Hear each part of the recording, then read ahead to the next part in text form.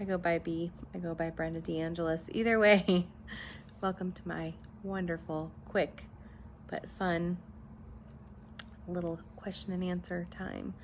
I know there's not going to be a lot of people on tonight, late this night. I usually get to my personal things or my videos late at night when the kids are asleep and all the earth is too. So I'm taking a moment to talk to you about a few things. I've been talking to a few people about whether or not to move up or get a second home. I know a lot of you guys have been considering that because of COVID and things that have happened. You're more able to work from home and do a lot of remote type of thing. So a lot of people are considering, shall I get a bigger home since now I have to be home and my kids are home? Or should I get a second home that I can get away to? So it really does really matter more about preference. But I really want people to start considering all the areas of our wonderful state in the lower half that are a little bit more or less expensive to live in.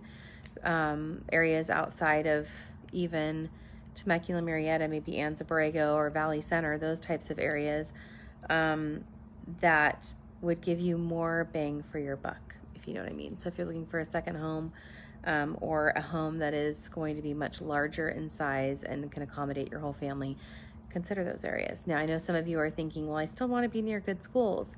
I have to tell you, a lot of those have really good schools still.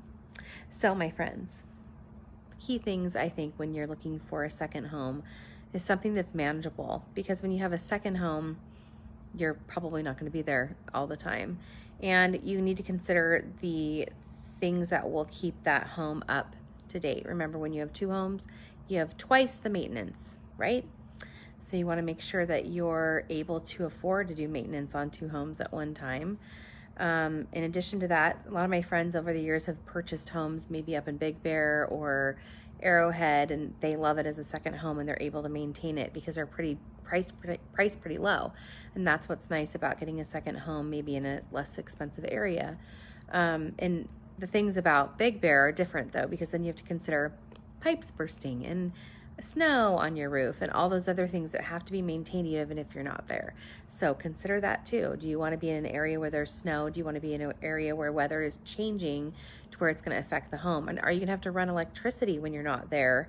For example, if you live in a home that's out in the desert, you really can't let it just get hot.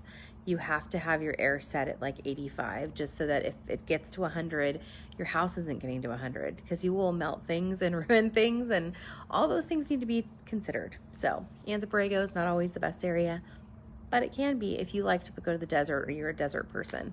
Other things I've been thinking about for my clients is, when you're considering a second home, make sure it's affordable, make sure you can maintain it.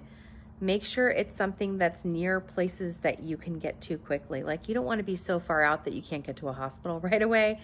Make sure a hospital's nearby. Make sure there's grocery stores. And might as well make sure that there might be schools around, because if you do sell the home to someone else that has a family, they may need to use those schools too. So something to consider, right?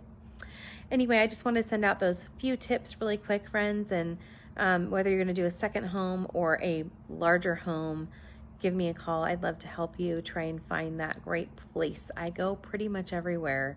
Anywhere my clients want to go and want to live, I want to be a part of it. So I hope you have a great night. Talk to you later. Bye, friends.